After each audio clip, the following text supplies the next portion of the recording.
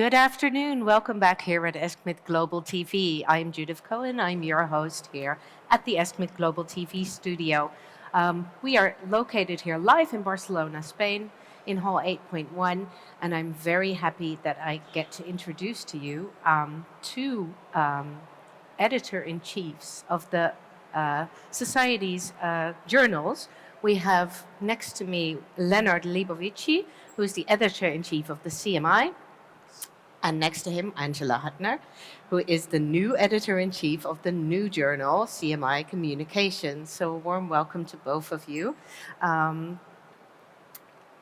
This is just a really great opportunity for us to talk a little bit more about the journals, especially also the development of the new journal. Let me please pick your brains on this and give our viewers some more insight. So, Leonard, how long is the CMI already up and running? About 20 years. 20 years. And how do you feel it's developed over the past years? Oh, I had a slide on that showing my dog as a puppy, as a 3-month puppy, and then her as a grown-up dog. She's a Rhodesian Ridgeback weighing 45 kilos, so that's about what I would say. I think we developed over the years. We emphasize a few things. We want to publish correct data, correct articles from a methodological point of view. So we dedicate a lot of time looking at the methods of the articles. We do not want to publish rubbish, and we do not want to publish rubbish that can do harm to patients. That's one thing. The other thing, we are interested in hearing people's opinion, because there is a large gap between data and taking care of your patient. And this gap is opinions and beliefs and taking into account what the patient wants. So we want to hear from people about this gap. So you publish opinion articles? Yes. We're looking for opinion articles. So do people submit their opinion articles to CMI, or do you need to invite people to do so? Both. And the third important thing is to serve our readers. And you'll hear about that more from Angela. And in the last 2 or 3 years, we're looking more and more to our young reader, or to our readers in mid-career. And would you say that the journal, it has grown just like your puppy, of course. Has it also grown regarding relevance or the impacts in the field? We'll ask Angela what she thinks about CMI. Well, Angela, because, I was at CMI. Yes, you were at CMI. I had the privilege and the pleasure of being an associate editor at CMI under Leonard Leibovici for 7 years. So I was really pleased. I was amazed by the growth of CMI in that time, also beforehand, of course. But the last 7 years had been absolutely amazing. The way Leonard has sort of shepherded this journal, shepherded us, the editors, guided us, guided the conversation forward, and really looked out for the younger, the early career, mid-career, clinician, clinical microbiologist, really trying to hear all voices. Really, I think quite exceptional. It's quite an organization also, because you do it besides working, I think, as an infectious disease specialist as well. That's quite challenging, I can imagine, at times. So, Angela, CMI Communications, it's the talk of the town, of course. We heard a lot about it at the welcome ceremony by ESCMID President Annelies Sinkernagel. What inspired the creation to start a new journal? Well, I wasn't there at the earliest talks. I know that for some time, ESCMID really saw, I think, a need. Because CMI has done so well, and has really opened up a platform to a lot of researchers, a lot of people, and simply cannot accept everything, and is sort Yeah. of forced even to, to I mean, I think you're at 7% acceptance now, something like 8%, that. yeah. Yeah, Yeah, so you're forced there's to room. make a lot of rejections that you Yeah, may yeah. not always want to do. Yeah. Yeah, there is room for more discussion, for more discourse. That being said, CMI Communications is not there simply to pick up, The pieces. what Yeah. doesn't want. Um, Yeah. It's also there to sort of widen, augment the conversation. And that is, of course, also following a very traditional path, a journal that has a table of contents every month, that has an edition every month. But it's also going to use new media much more than a traditional journal would. Can you give an example of the new media? you use? So we will have a podcast. That's a very, very, very new thing for us, I think, for us old people. It's exciting. So we will be podcasting regularly, both about articles that we'll publish in the new journal, but also simply about our field, our Relevant community. topics coming out. Yeah. Exactly. So it'll be very educational, and So who will be talking on the podcast? so there will be several co-hosts. Luckily, lots of people are interested in participating. I have some great editors at the New Journal. The very first podcast will be recorded next week and there will be 3 co-hosts. It'll be myself. It'll be Marc Bonten, who has a lot of experience We know in many areas, and particularly science communication. So I'm very happy that he's going to co-host with us. And finally, Erin McCreary, who is an American ID pharmacist who has who has developed a U.S.-based podcast called Breakpoints, which is extremely successful, and it's very much about antimicrobials because it's the ID Pharmacists Society of America.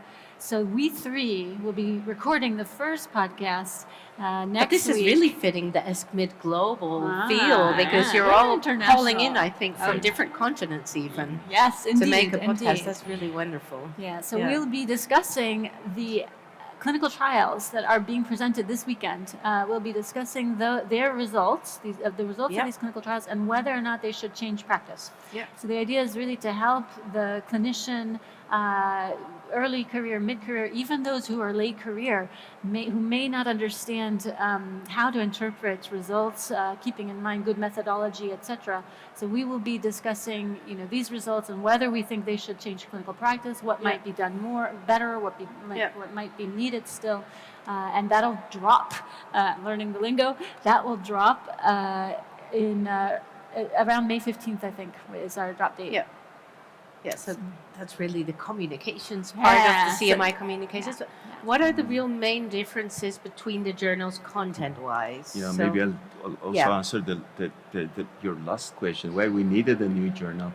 The better CMI is becoming, then the more good articles we're getting, meaning that the less options we have for going out there and looking for things that are of interest to us. Yeah. And there are things that are a priority for us.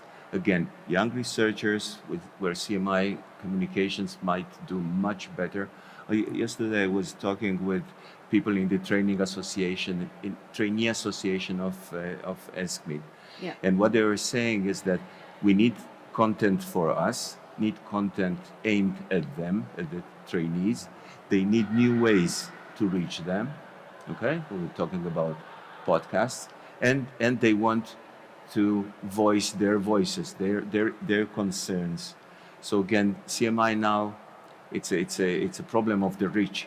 We don't have enough space for these things, and I hope that Angela at CMI Communication will do exactly that. Yeah. One other concern is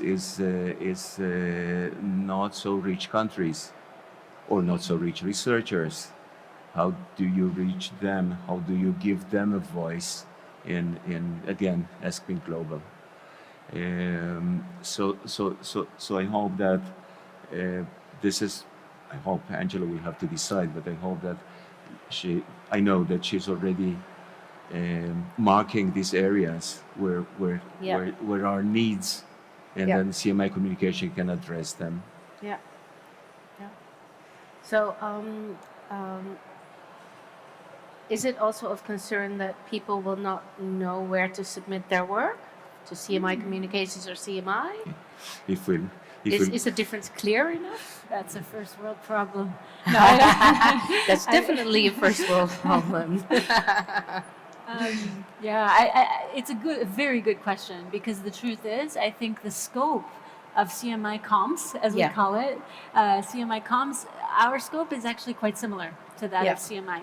This was a wish of ESCMID, Yeah. that we still stay very much in the ID, the infectious disease sphere, and also Yeah. clinical microbiology. It's not like one journal will be ID and the other one will be more clinical microbiology. There will be a lot of overlap in actual scope. there is enough of both.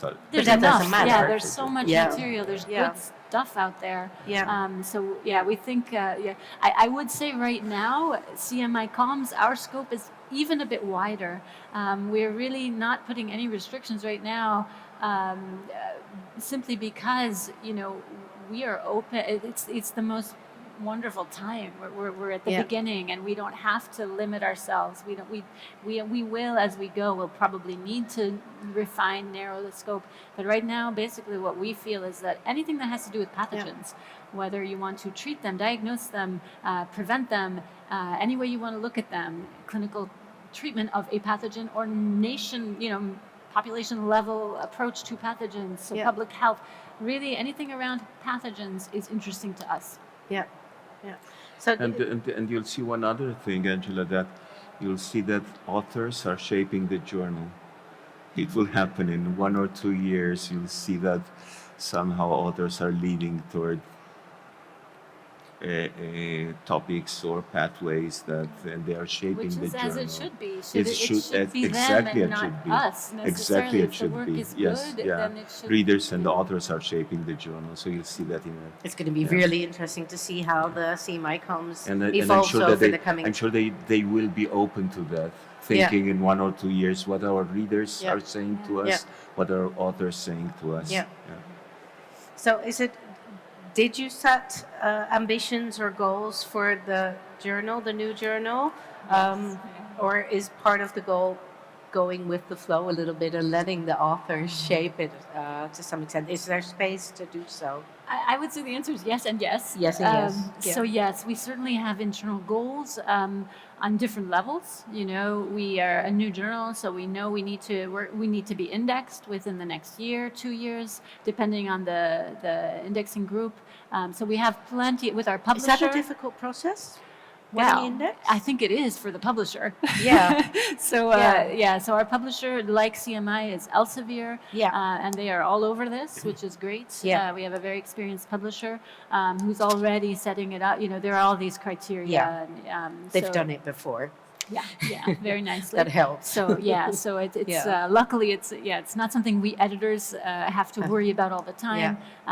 But we have goals. Obviously, we have a framework. We Not have all the time, just during the night. just during the night. Sorry? No, just Oh. Angela was saying that we editors don't have to worry about these things. I said, yeah, not all the time, but during the night.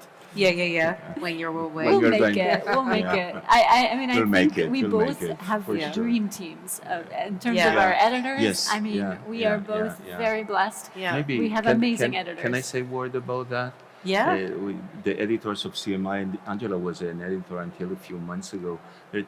They're extremely nice, very good team of people, and they're good people. And we just Angela will do it in a I'm sure in a year or two. We just invited for the last. We wanted to have editorial interns, 1 or 2 people to join us. Again, mid-career people, both to hear from them and to prepare them for their career as an editors in the future. Yeah. And we had an open call. We had 30-something applications. We didn't expect Wow. that, and everyone was amazing. And we instead of 1 or 2, we have now 7 interns at CMI, Wow. and that's a Well, very it good says a way lot to about the quality of CMI yeah, and yeah, it's- the name that you have really it's established over the years. wonderful people, wonderful young Yeah. people, and I'm sure that you will want to go this way in a Yes, few years. absolutely. Yes, it was a brilliant idea of CMI to do this editor internship for early mid-career colleagues. And I was at the CMI meeting on Saturday morning, and the interns were there, and they have brilliant ideas. I mean, they just enrich the journal. So yes, CMI Comms will absolutely be doing something similar. We're I can't bombard my editors too much because I think there's work involved, Yes, right? There's yeah. lots of accompanying, Yeah, and yeah, it takes work. Our editors already are working quite hard. We already have submissions coming in. But yes, this is in fact, some of those interns have the ones who weren't selected. I've been in touch with them. So, so I'm very I happy. think you're still a team, Yeah, sure, we'll remain a even team. though you're If both. I could say, yeah, I Separated. We'll groups. remain a team, but we'll try. Yeah, we'll try to get our separate ways. Yeah. yeah, it has to be done. But I Yeah. must say, Leonard Leibovici has Well, been amazing no, helping no. to grow Yeah. the new journal. Yeah. I've really been lucky to Thanks. benefit from Thank his you. experience and Yeah. his knowledge. So one more question about the CMI Comms. I heard it was fully open access. Is that different to CMI? Yeah, CMI is a hybrid. We Yeah. publish both articles, and the authors do not have to pay anything, and we publish open access where the Yeah. authors are paying. Yeah. We have looked at that. It's I think it was 2 or 3 years ago, and about 20% of our authors of original studies, are young researchers who are not funded. No way that these young researchers will have the money to pay for open access. Yeah. They have to pay a few thousand euros for open access in not only CMI, in other. So Yeah. we need to be aware of these young researchers. We want to encourage them. They're doing research on their own time. They start by doing research on their own time. We have to Yeah. be careful, and it's in rich countries as well. We have to be careful to let them have an avenue for publishing their research. So when CMI Comms will be a bit established, probably you'll think about a solution how they can pay less or publish without a fee. But Yeah. I'm sure it will come. The ESCMID and Angela will think about a way how to encourage these people to submit to CMI Comms. Yep. That makes a lot of sense. Yeah. So together, CMI and CMI Comms is really creating sort of a rich portfolio for the society, publication-wise. Yeah. What are you most looking forward to, Angela? Because you just started. The first is coming out now. The first edition will come out in June, Oh, in probably June. late June. Yeah. And in fact, we'll be publishing, as a supplement to the first edition, we'll be publishing all of the abstracts of this conference. Ah. So 5,000 abstracts of ESCMID Global will be published as part of the first edition. So it's actually a lot of work. Now that's a launch. Yeah. And we know, and we're very grateful Yeah. to ESCMID and to CMI, because that will really increase the impact factor. Yeah. When it comes out, we will be in a really good position thanks to these abstracts, and also thanks to the good work of the authors that are already submitting to us. But yeah, what am I most looking forward to? I mean, I'm already experiencing some wonderful things. Like I said, we have a dream team. I'm loving working with my editors. They are all just really, truly exemplary human beings who are giving their time to this effort simply because they want to move the conversation forward. They're not, this is You share labor the of same love. passion. This is Yeah. very much a labor of Yeah. love. Yeah. And I'm looking forward to the new media, the podcast. We will also be using our website in a very interactive way. We will be doing surveys of our readers, our physician readers, our microbiologist readers. So we want to learn more as we go. It will be very dynamic. Yeah. It's So how can it's our just a lot of fun. viewers follow your first podcast? Well, we're going to very much rely on ESCMID's dissemination arm. They will be sending out alerts when we're about a week before it drops. Yeah. They'll be sending out alerts, and it'll be. I have to go online. I'm going to have to get a Twitter account, and we'll be posting it on social media. You have a Twitter account, but Yes. you're not. I hear you're not using it very much. Not too much. No, just advertising articles in CMI. CMI that's is it. already an establishment. Yeah. Yeah. You need to stick Yeah. your neck out Interesting. first. Yeah, well, it's very exciting times. Thank you both for taking the time to come here and tell our ESCMID Global viewers a little more about the background of the new journal and also the old journal, the established journal. Thank you so much, Bo. Thanks. Thank you. Thank you Thank you all very for much. watching us.